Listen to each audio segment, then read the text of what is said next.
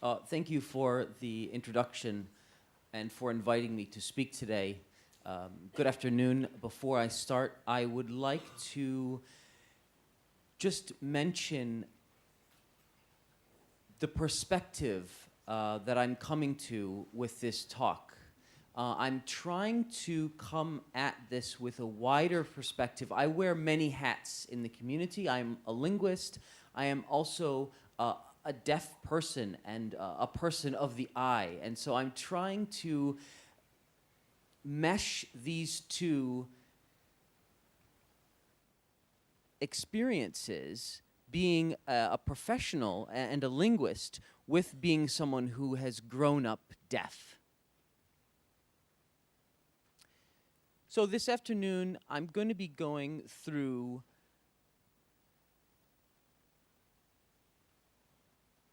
how sign language research impacts the community at large. I will then go into a little bit about language acquisition. We have just had a wonderful talk by Diane about this, so I won't go too much further. And then I'll tie it in to deaf education and accessibility in related fields and how that is progressing. And last, I will kind of put the magnifying glass back on the research community to look at ethics and what we're doing. So Hackett, in 1960, came up with this very, very famous language paradigm. And this is one of the first things I was taught as a student of linguistics. And these are things that all languages should have or do have, according to Hackett. So we can now look at sign languages and go through this checklist, if you will. And in the last 30 years, we have done a lot of amazing work. And these seminal works which are presented to you today are not only in the field of linguistics.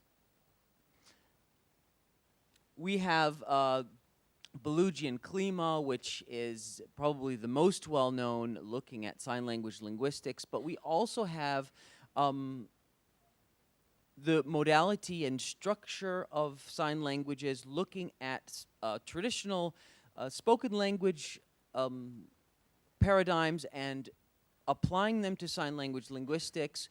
We have sign language and linguistic universals looking at across different sign languages. We also have work into sign language typology, so we can see different families of sign languages and how sign languages are historically related. Some very, very wonderful work with brain and cognitive science labs and sign language, looking at how people's language, sign languages affect when they have a stroke, for example, and then the sociolinguistics of sign languages. So I'm just giving you a flavor here of the amazing amount of research that has been done within the field of sign language and sign language linguistics. Now, if we take all of that and we link it to deaf people's lives, there is, of course, the field of deaf studies, which tries to do exactly that. The field of bilingualism and deaf education. How do we teach deaf children to be literate?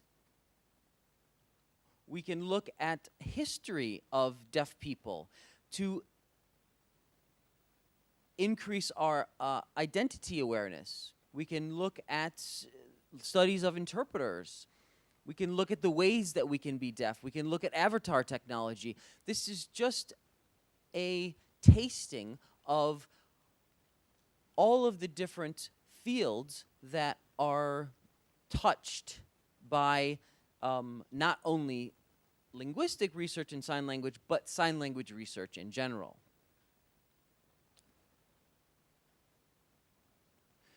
when we want to consider spoken languages and sign languages being on par with each other, we have to acknowledge William Stokey's work,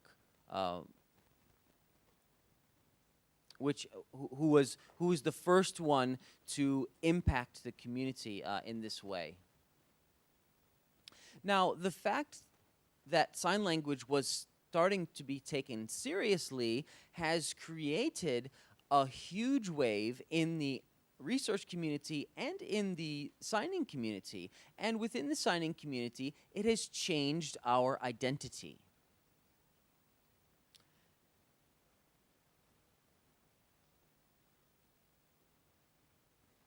So we have associations for the deaf, federations for the deaf, who have clearly stated that they are working toward human rights for deaf people and sign language users, and they are working with their respective governments to achieve these rights for their citizens. And we have publications, like you can see up here, that go into this in more detail. But sign language plays a role in this this environment, and it changes the way that we see deaf people and the deaf community in general.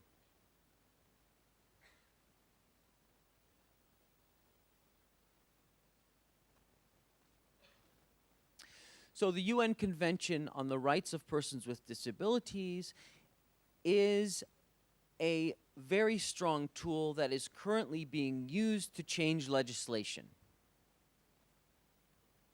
Sign language research hopefully backs up these legislative changes. Now, that's all well and good.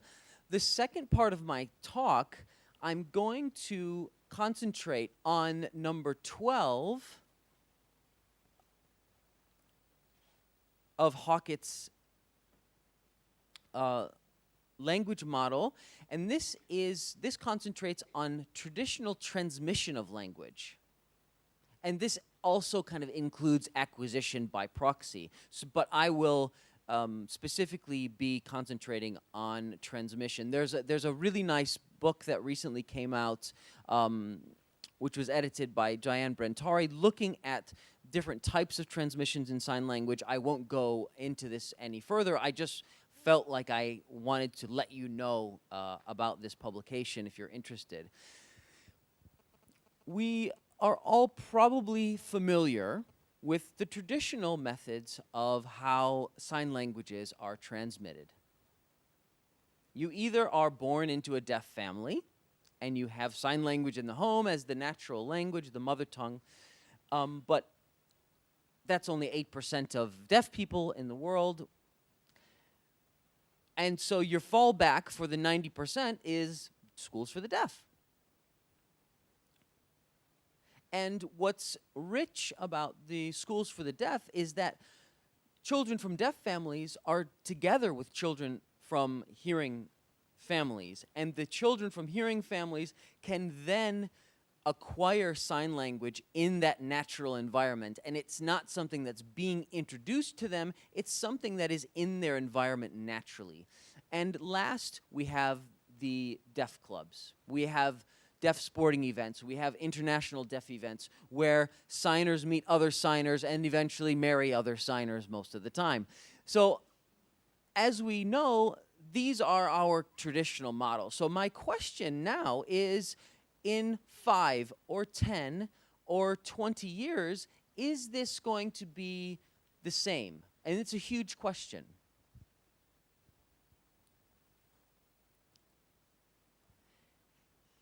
So you can see I've put our sci-fi avatar friend on the screen here, and this kind of represents cochlear implant research and genetics, stem cell research, and the medical position, the medical view, which is trying to change all of this, to be honest.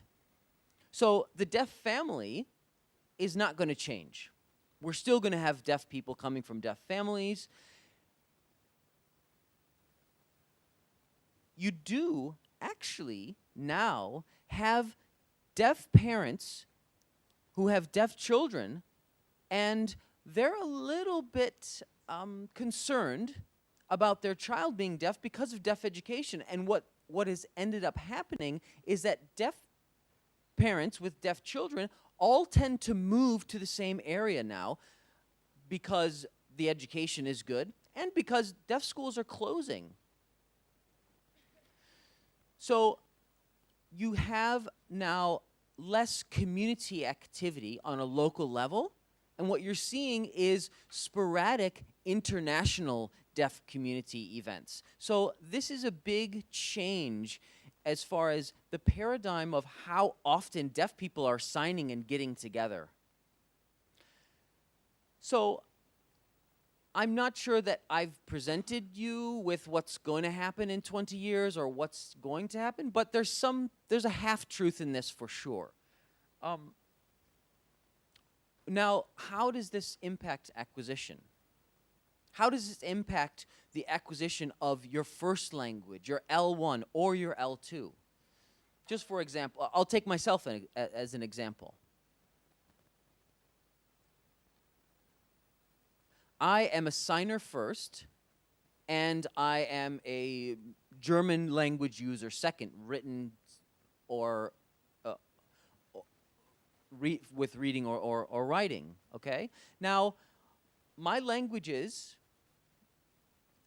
interact with each other quite often. Now, Christer Schonström is someone who looks at L2 acquisition with in deaf children who have cochlear implants. And what he has seen when trying to assess what their L1 and L2 languages are is that the quality of what their the quality of what those languages are is kind of confounded. So it's less apparent what their actual L1 is. Now, bringing this back to language policy and therefore the education of deaf children, we have to make sure that governments realize that when deaf children are born, the assessments that happen, which are traditionally medicalized,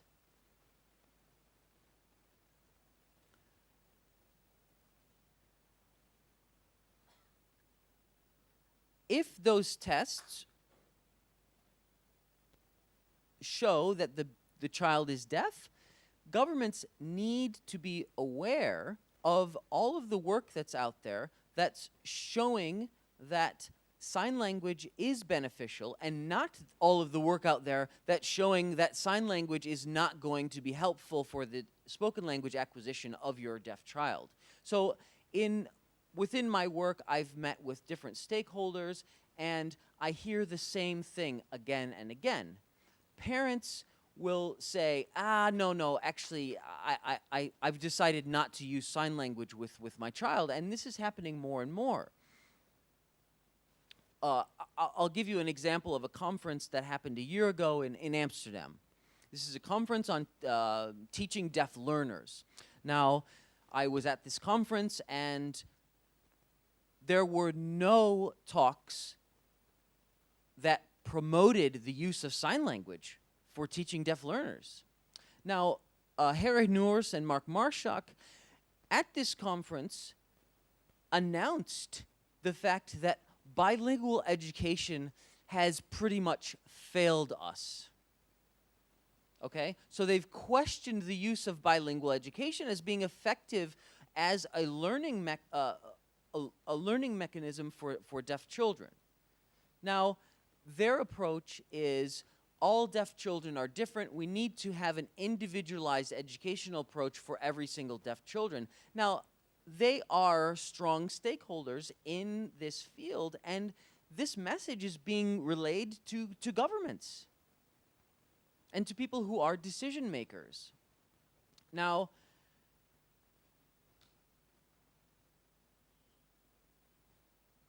what we need to do is we need to realize that we need to acquire language fully. And how to do that is quite complicated. So this is a statement from Trevor Johnson 9 years ago in a paper that he published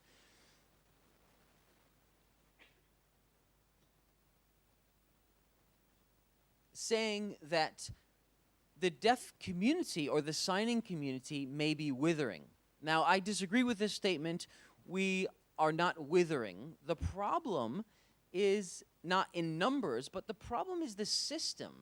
The system isn't recognizing sign language users. The problem is signers don't connect with the system. So there's a huge disconnect there, and we need to try to bring these two populations together. So in thinking about how I was going to approach this issue in my talk, I thought, okay, well,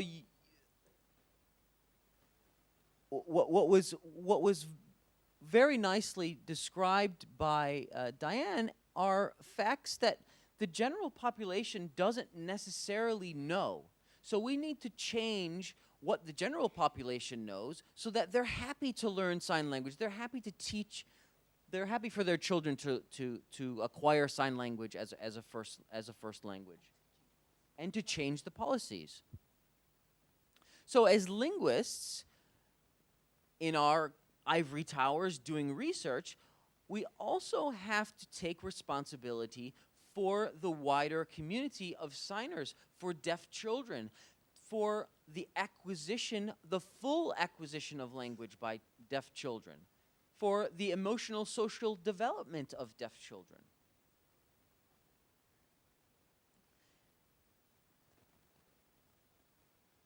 Now, I've presented to you some problems which are somewhat relatively new.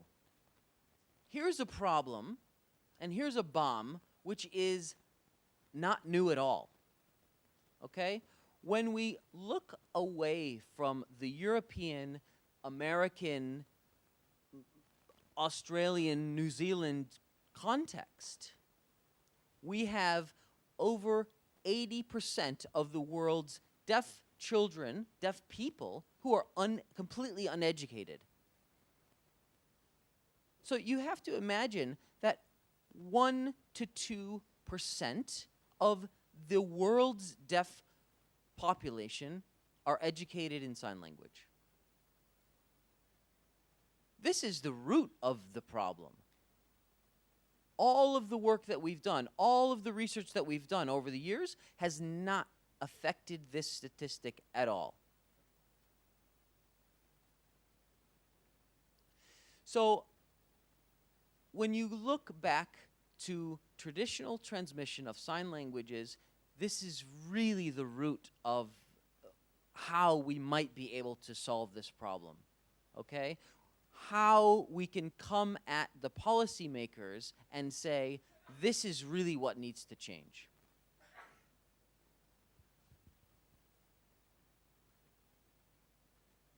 Now, I'm going to move on to accessibility.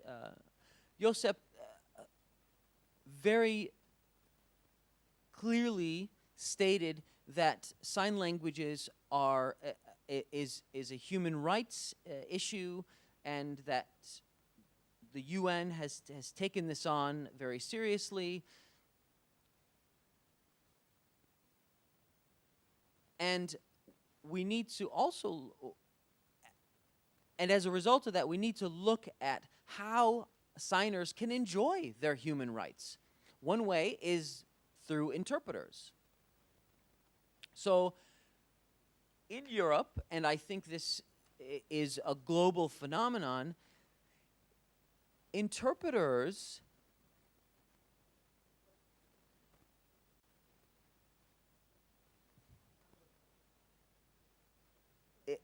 it's important to have interpreters so that deaf people are able to participate in wider society.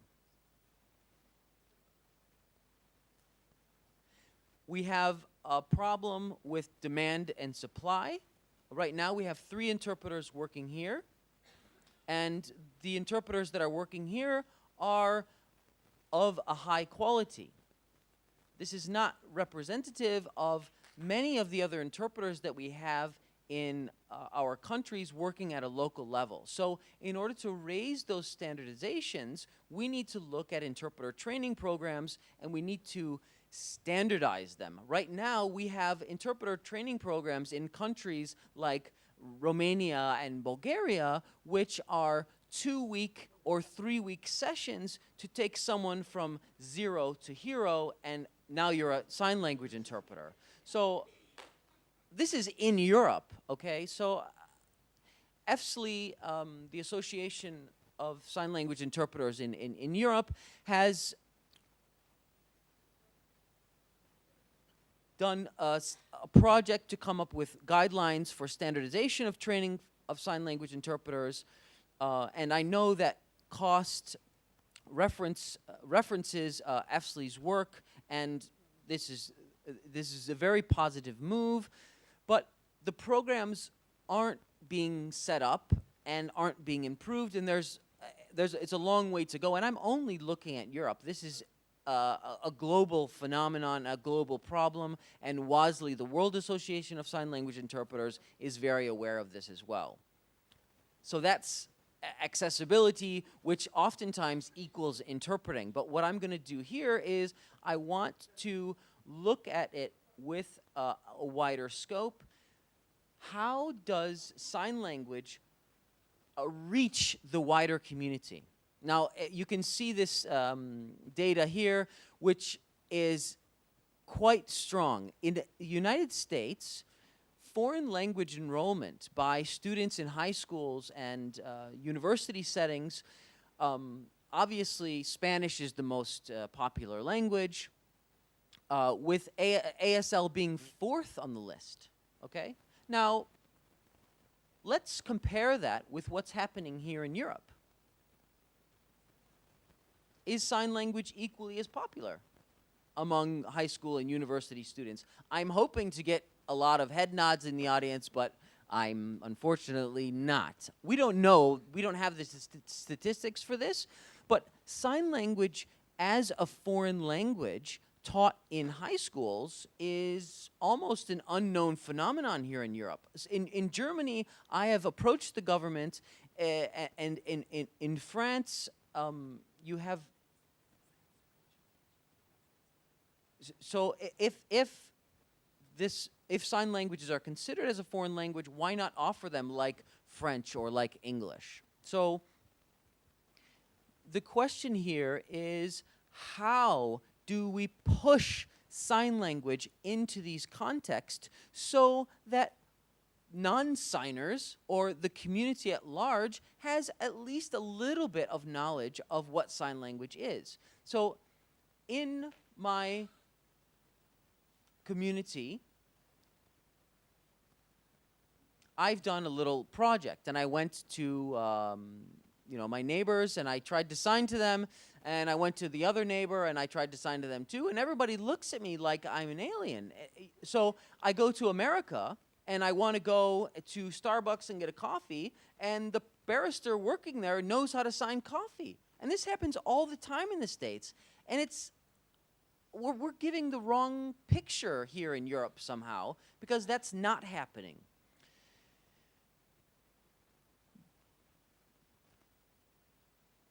Another aspect of this is the teaching of sign language.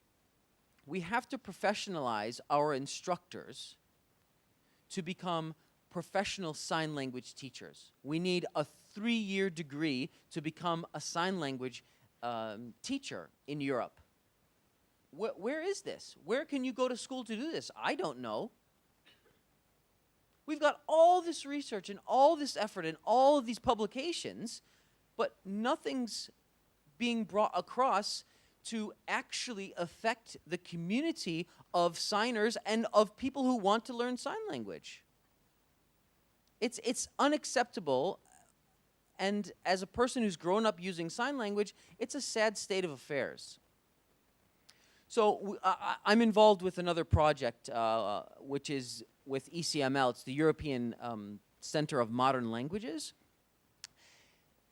They are under the the Council of Europe, and the Council of Europe has strong ties with all governments in Europe and outside of Europe.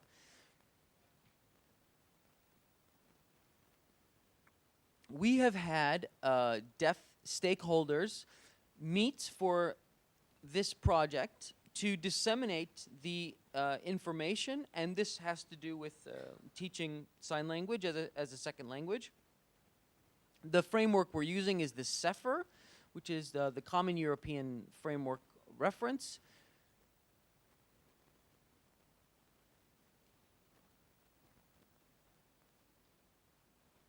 And we're looking at how the sign language can be brought into this model.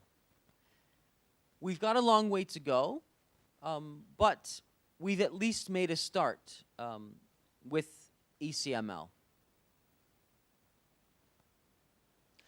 One of the main challenges we have is that there aren't standardized assessment and there aren't enough teaching materials. We don't have enough tools, let alone standardized tools, throughout countries to support sign language teachers and sign language learners. And we don't have enough resources to develop these materials.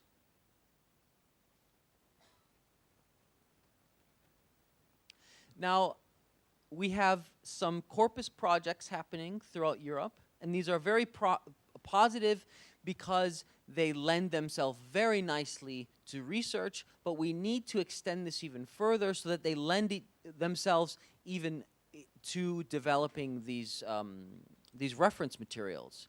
And COST and SignGram is equally positive in the ability of what we're doing here to contribute to the development of teaching materials.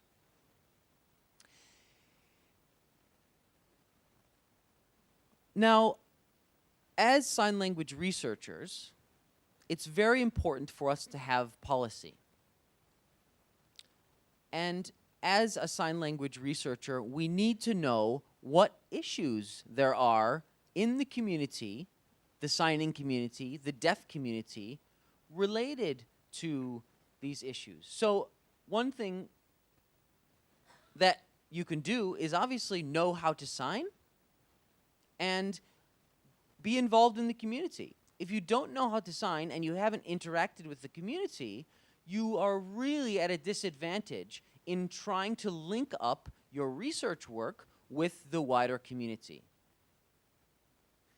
So these ethical statements for sign language research presuppose that you know how to sign and that you do have some type of interaction with the community. One good example, and I can show you some best practice, is a researcher who you can see here from Brazil. And I'm not here to advertise anyone's work, but I will do for Ranice. She is a theoretical linguist. She's involved with a lot of projects. She's published, and she has international connections. She's involved in deaf education. She's involved in policy planning. She's involved with interpreter training. She's also involved in sign language education. She has set up a program in Brazil where 500 deaf students are going to learn at a higher level in higher education institution. So Ranice Muller de Quadros is a practical example of a researcher who's following all of these guidelines.